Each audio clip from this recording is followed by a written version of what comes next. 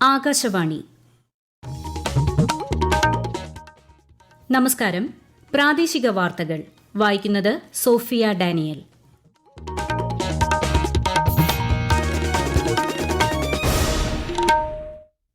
പ്രധാന വാർത്തകൾ. UGC net പരീക്ഷകൾ ഓഗസ്റ്റ് 21-നും സെപ്റ്റംബർ 4-നുമിടയിൽ നടത്തുമെന്ന് നാഷണൽ ടെസ്റ്റിംഗ് ഏജൻസി. ലഡാക്കിൽ സൈനിക പരിശീലനത്തിനിടെ ഒഴുക്കിൽപ്പെട്ട് 5 സൈനികർക്ക് വീരമൃത്യു. സംസ്ഥാനത്ത് കനത്ത മഴ ശമിച്ചെങ്കിലും മഴക്കെടുതി രൂക്ഷം. കുട്ടനാട്ടിൽ നിരവധി വീടുകൾ ഇപ്പോഴും വെള്ളത്തിനടിയിൽ. സംസ്ഥാനത്തെ ആരോഗ്യമേഖലയ്ക്ക് വീണ്ടും ദേശീയ അംഗീകാരം. രാജ്യത്തെ മികച്ച പ്രാഥമികാരോഗ്യ കേന്ദ്രങ്ങളുടെ പട്ടികയിൽ ഒന്നാമതായി മലപ്പുറം കോട്ടയ്ക്കൽ കുടുംബാരോഗ്യ കേന്ദ്രം. 2020 പുരുഷ ലോകകപ്പ് കിരീട ജേതാക്കളെ ഇന്നറിയാം. ഇന്ത്യ ദക്ഷിണാഫ്രിക്ക പോരാട്ടം രാത്രി 8-ന്. വനിതാ ടെസ്റ്റ് ക്രിക്കറ്റിൽ 600 റൺസ് എന്ന ചരിത്ര നേട്ടം കുറിച്ച് ഇന്ത്യ. വാർത്തകൾ വിശദമായി. UGC നെറ്റ് പരീക്ഷയുടെ പുതുക്കിയ തീയതി നാഷണൽ ടെസ്റ്റിംഗ് ഏജൻസി പ്രഖ്യാപിച്ചു. ഓഗസ്റ്റ് 21-നും സെപ്റ്റംബർ 4-നും ഇടയിലായിരിക്കും പരീക്ഷ നടക്കുന്നത്. ഈ മാസം 18-ന് നടന്ന പരീക്ഷയാണ് വിദ്യാഭ്യാസ മന്ത്രാലയം റദ്ദാക്കിയത്. ജോയിന്റ് CSIR UGC നെറ്റ് പരീക്ഷ ജൂലൈ 25 മുതൽ 27 വരെയാണ് നിശ്ചയിച്ചിരിക്കുന്നത്. 4 വർഷത്തെ ഇന്റഗ്രേറ്റഡ് ടീച്ചർ എഡ്യൂക്കേഷൻ പ്രോഗ്രാമിലേക്കുള്ള പ്രവേശന പരീക്ഷ ജൂലൈ 10-ന് നടക്കും. കൂടുതൽ വിവരങ്ങൾ www.nta.ac.in എന്ന വെബ്സൈറ്റിൽ ലഭ്യമാണ്. ലഡാക്കിൽ സൈനിക പരിശീലനത്തിനിടെ ടാങ്ക് ഒഴുക്കിൽപ്പെട്ട് 5 സൈനികർക്ക് വീരമൃത്യു. നിയന്ത്രണ രേഖയ്ക്ക് സമീപമുള്ള ദൌലത് ബേഗ് ഓഡെ പ്രദേശത്താണ് അപകടമുണ്ടായത്. സൈനിക അഭ്യാസത്തിന്റെ ഭാഗമായി അരുവി മുറിച്ചു കടക്കുന്നതിനിടെ മിന്നൽ പ്രളയമുണ്ടായി. മേഘവിസ്ഫോടനത്തിന്റെ ഫലമായി പെട്ടെന്ന് വെള്ളപ്പൊക്കമുണ്ടായെന്നാണ് പ്രാഥമിക നിഗമനം. അപകടത്തിൽ രാജ്യരക്ഷാമന്ത്രി രാജ്നാഥ് സിംഗ് അതീവ ദുഃഖം രേഖപ്പെടുത്തി. പ്രധാനമന്ത്രി നരേന്ദ്രമോദി ആകാശവാണിയിലൂടെ രാജ്യത്തെ ജനങ്ങളുമായി ആശയങ്ങൾ പങ്കുവയ്ക്കുന്ന പ്രതിമാസ റേഡിയോ പ്രഭാഷണ പരിപാടി മൻ കി ബാത് നാളെ രാവിലെ 11 മണിക്ക്. മൻ കി ബാത്തിന്റെ 111-ാം പതിപ്പാണിത്. ആകാശവാണിയുടെയും ദൂരദർശന്റെയും മുഴുവൻ ശൃംഖലയിലും AIR ന്യൂസ് വെബ്സൈറ്റിലും ന്യൂസ് ഓൺ എയർ മൊബൈൽ ആപ്പിലും മൻ കി ബാത് ലഭ്യമാകും. പ്രാദേശിക ഭാഷകളിലും പരിപാടി കേൾക്കാവുന്നതാണ്.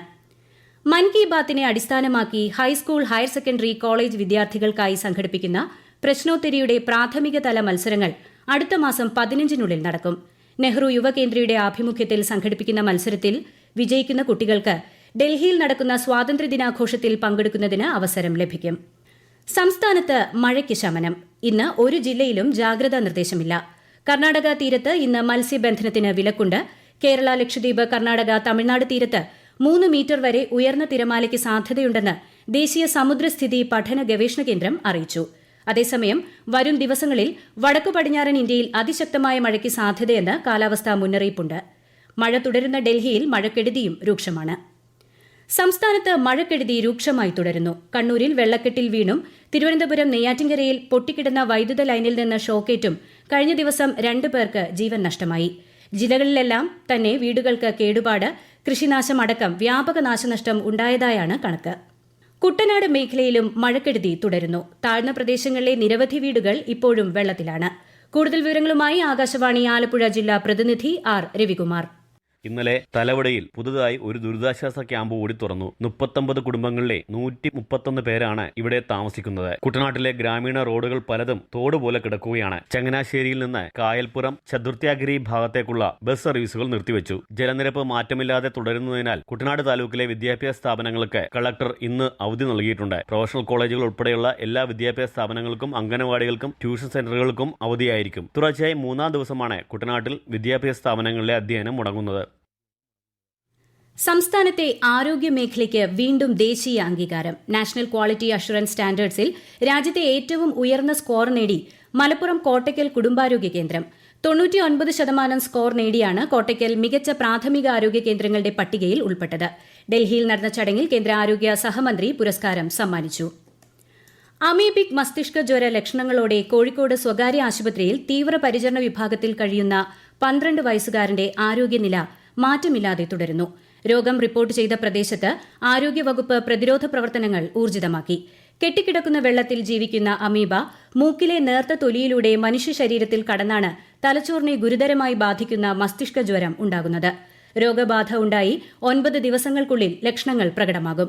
കടുത്ത തലവേദന, പനി, ഛർദി, കഴുത്തു തിരിക്കാൻ ബുദ്ധിമുട്ട് തുടങ്ങിയവയാണ് പ്രാഥമിക ലക്ഷണങ്ങൾ. ഗുരുതരാവസ്ഥയിൽ അപസ്മാരം, ബോധക്ഷയം, ഓർമ്മക്കുറവ് തുടങ്ങിയ ലക്ഷണങ്ങളും ഉണ്ടാകും.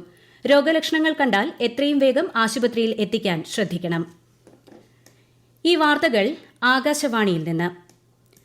തമിഴ്നാട്ടിലെ വിരുദുനഗർ ജില്ലയിൽ പടക്ക നിർമ്മാണശാലയിലുണ്ടായ സ്ഫോടനത്തിൽ 4 പേർ കൊല്ലപ്പെട്ടു.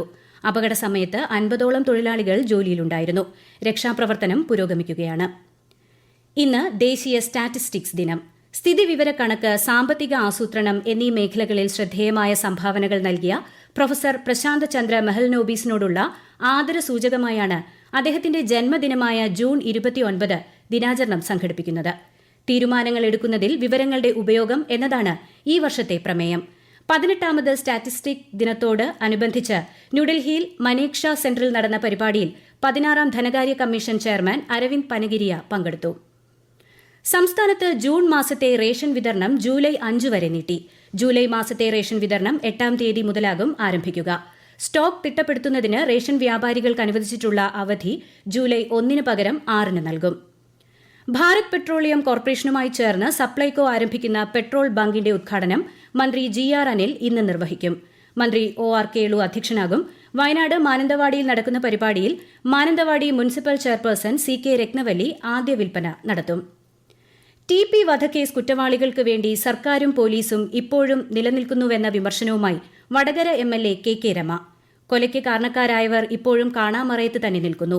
TP വധക്കേസ് കുറ്റവാളികളുടെ ശിക്ഷ ഇളവ് ചെയ്തു കൊടുക്കാനുള്ള ശ്രമങ്ങൾ തെളിവ് സഹിതം പുറത്തു വന്നപ്പോൾ ഉദ്യോഗസ്ഥരെ ബലിയാടാക്കി രക്ഷപ്പെടാനാണ് സർക്കാർ ശ്രമിക്കുന്നതെന്നും KK രമ പറഞ്ഞു.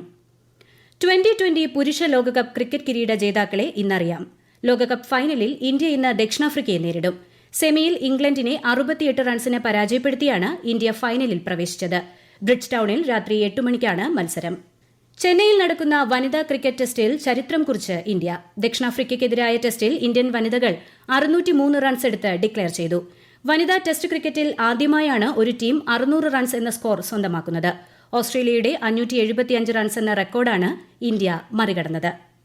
പൊതുസമൂഹത്തിലെ തിരുത്തൽ ശക്തികളാകേണ്ട മാധ്യമങ്ങൾ കോർപ്പറേറ്റ് സ്ഥാപനങ്ങളായി മാറുന്നുവെന്ന് പ്രതിപക്ഷ നേതാവ് VD സതീശൻ.